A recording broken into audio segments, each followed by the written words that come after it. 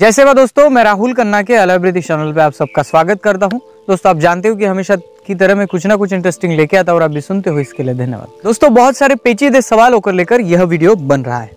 बहुत सारे लोग और हमारे युवक इस बीच में हो रहे कंफ्यूज। हालांकि मैं जो वीडियो डालता हूँ, इस वीडियो में 10 प्रकार के लोग वहाँ पे कमेंट करते हैं और उस कमेंट का नतीजा ये निकलता है कि आगे चलकर इनमें कमेंट में लड़ाई हो जाती है और बाकी के लोग इनके कमेंट सुनकर देखकर प्रभावशाली भी होते हैं कि क्या ऐसा हो रहा है, क्या नहीं हो रहा है। बहुत सारे सवाल और बहुत सारे कंफ्यूजन। आज का टॉपिक इसलिए छेड़ा गया है क्योंकि आदिवासियों को एक तो हिंदू बनाने की कोशिश तो बहुत सालों से हो रही है, उसके बारे में बहुत सारे लोग कहते हैं, लेकिन इसको बनाने के लिए और इसको बनाए रखने के लिए क्या क्या किया जाता है ये भी आपको पता नहीं है। तो वो भी जो आदिवासियों के लिए लड़ रहे हैं, आदिवासियों को समझना चाहते हैं, कल्चर को समझना चाहते हैं, उन लोगों को ये वीडियो देखना जरूरी है। देखिए दोस्तों, मैं किसी भी धर्म को ब्लेम नहीं करता। बहुत धर्म सभी अच्छे होते हैं, उसका रास्ता भी अच्छा होता है और सभी धर्मों का रास्ता और संदेश इंसान को इंसानियत की तरफ ले जाता है। यह तो बात आपको भी पता है, मुझे भी पता है। बहुत सारे लोग ये कहते हैं कि आदिवासी अगर हिंदू नहीं है, तुम हिंदू नहीं बोल रहे हो, तो आदिवासी हिंदू के रस्मों रिवाज क्यों करता है। इसका एक समाधानिक उत्तर है कि आदिवासी की जनगणना होती थी जिनको एक अलग कॉलम दिया जाता था। जब से census of India British India ने शुरू किया 1871 से, तो 1951 तक जनगणना हुई। उस कॉलम में आदिवासी एक अलग कॉलम में गिना गया, जिसे अबोरिजिन एनिमीज अलग अलग नामों से बुलाया गया, लेकिन फिर भी उसका कॉलम अलग था। लेकिन बात यह हुई कि देश जब आज़ाद हुआ, स्वतंत्र भारत की पहली जनगणना की गई 1951 में, तब यहाँ पे आदिवासियों का कॉलम हटा दिया गया। उसके रीज़न बताए गए कि कुछ धर्मों ने अपने दुकानदारी खोल दी है और बाकी लोगों को इन्वॉल्व किया गया। जब आदिवासी एक आध मोहल्ले में था, वो मोहल्ले में रहता था, तो एक तो उसको अपना खुद का कोया पुनः पता नहीं था कि प्रकृति धर्म वो लोगों में आ गया था। पढ़ने ना पढ़ने की वजह से वो अपनी कल्चर से टूटता गया। जिस मोहल्ले में रहता था, जिस मोहल्ले में ज़्यादा धर्म की तादाद थी, उस तादाद में वो मिलता गया, जुलता गया और लोग बढ़ते गए।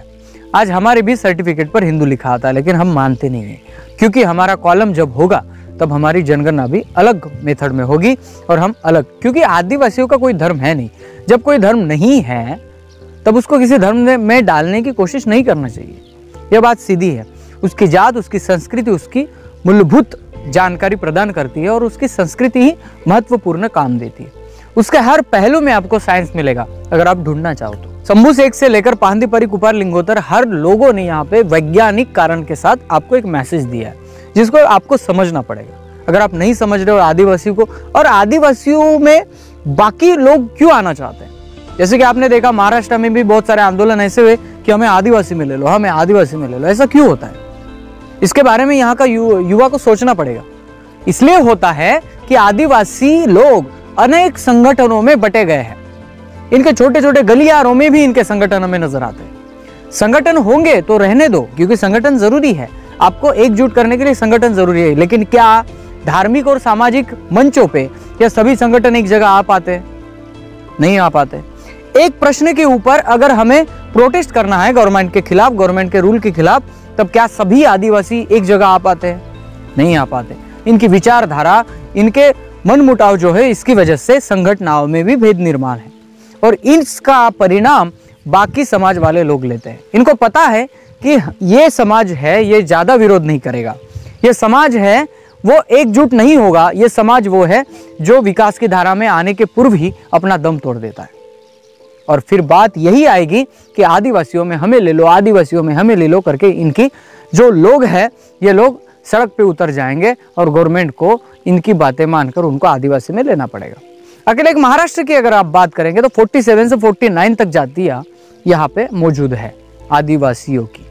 देखिए, आदिवासियों में ही कंपटीशन है, जहाँ पे अन्य जाति को इस वर्ग में लेना यानी आदिवासियों पर अन्याय है। पॉइंट नंबर 2, यहाँ पे बोगस लोग इतनी बड़ी तादाद में बैठे हैं कि यहाँ पे जो वो बाहर से आए, उन्होंने अपने सरनेम चेंज किए, उनके कास्ट वैलिडिटी भी हो गई है और वो अपनी नौकरियां मस्तपैकी कर रहे हैं। लेकिन बात यह आती है कि ओरिजिनल जो आदिवासी होता है, उनके बच्चों को नौकरी नहीं लगती और बाकी लोग, और कुछ लोगों का तो ये ध्येय मुझे नजर आया है कि ये लोग आदिवासियों के लड़की से शादी इसलिए करते हैं क्योंकि इनको भी वो आरक्षण मिले और आरक्षण की वजह से वो आगे चलकर जाए।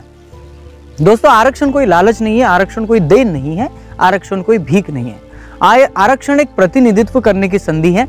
आरक्षण आपको एक ताकत प्रदान करता है आगे चलने के लिए, और इसी के भरोसे कोई बोलता है सीढ़ी के जरिए चल रहे हो, भीख के जरिए चल रहे हो।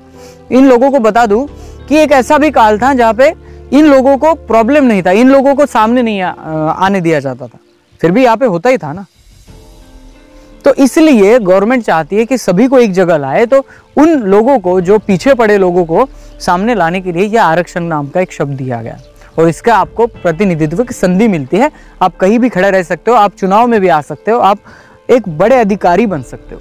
लेकिन आरक्षण को आईटी सेल द्वारा ऐसे तरीके से दिखाया जाता है कि ये आईटी सेल वाले दिखाते हैं कि आरक्षण एक भीख है, अगर भीख नहीं होता तो ये लोग कहाँ होते, यहाँ होते, वहाँ होते।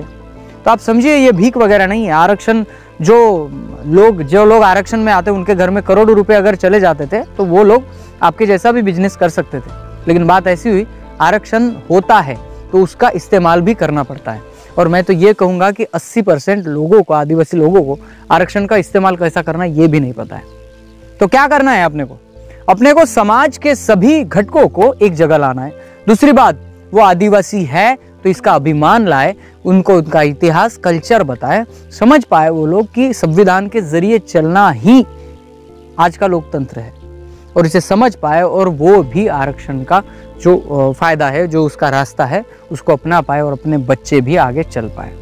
ऐसा बहुत होता है कि जो गवर्नमेंट है आदिवासियों के लिए शिक्षा प्रणाली बहुत तगड़ी लाती है, लेकिन आदिवासियों में इसका असर नहीं होता। इसका एक कारण भी है कि दोस्तों, शैक्षणिक बात यानी एजुकेशन के बारे में समाज में जागृति करना भी उतना ज़रूरी है। एक बंदा अगर पढ़ लिखता है तो वो राहुल खन्ना के जैसा चैनल बना सकता है। एक बंदा अगर पढ़ लिख सकता है तो वो देवरावेन भलावी जैसे लोगों को समझा सकता है। तो एक अगर बच्चा पढ़ जाए तो अपने गांव को भी सुधर सकता है। यही बात है एजुकेशन की। आप एजुकेशन लेते हो, इस सिस्टम को समझते हो, तो आप आगे भी बढ़ेंगे, क्योंकि आप में उतनी हिम्मत आ जाएगी। तो मेरे दोस्तों, सभी टॉपिक को लेके आज एक वीडियो बनाए, इसके लिए बनाए क्योंकि मेरे कमेंट में रायता फैलाने वाले बहुत लोग हैं। लेकिन एक समझिए, एक बात को समझिए, हम इस बात को इसलिए जुटला रहे हैं कि हमारी कल्चर, संस्कृति कहती है कि हम किसी भी धर्म से बंधे नहीं है। हमारा एक मार्ग होता है, उस मार्ग का नाम है कोया पुणे, और दूसरा एक मार्ग है, उसको कहा जाता है सत्य की मार्ग पर चलना। इसमें हम मोद विरची का भी इस्तेमाल करते हैं। ये किसी भी धर्म में नहीं आता। हमारा धर्म नहीं होता तो हमारा एक मार्ग होता है, हमारा कल्चर होता है। तो सभी को एक ही बात बताना चाहूँगा, आपको भी अगर लगता है कि इस इंडिया का आदिवासी आगे आए, शैक्षणिक मार्ग में, एजुकेशन में आगे आए और अपनी खुद की विकास करे, तो प्लीज़ आप भी हमें सपोर्ट करिए। और प्लीज़ वीडियो के कमेंट में रायता मत फैलाइए, क्योंकि आप कमेंट करते हो तो बाकी लोग भी आपको गंदी गंदी गालियाँ देते हैं। और मैं अपने फैन को, किसी भी लोगों को ये नहीं कहता कि आप किसी को भी गाली दो, क्योंकि गाली देना भी कोया पुणे के विरुद्ध है। तो दोस्तों, इस बात को समझिए, अपने गांव तलक जो भी आपके युवा वर्ग है उनको संभालिए, उनको समझिए और आगे बढ़िए। क्योंकि आप अगर शिक्षा लेते हो, एजुकेशन लेते हो, तो आप अपनी आने वाली 10 पीढ़ियों को सुधार सकते हैं। ये भी आपके हाथ में है, और विकास की धारा भी आपके हाथ में है। अभी इसको कैसे यूज करना है, कैसे लोगों में जागृति फैलाना है, ये आपके ऊपर है। अगर वीडियो पसंद आता है तो लाइक, शेयर, कमेंट कर देना। मिलते हैं अगले वीडियो, अगले टॉपिक के साथ। तब तक के लिए जय सेवा, जय जोहार, जय आदिवासी, जय गोंडवाना, जय भीम।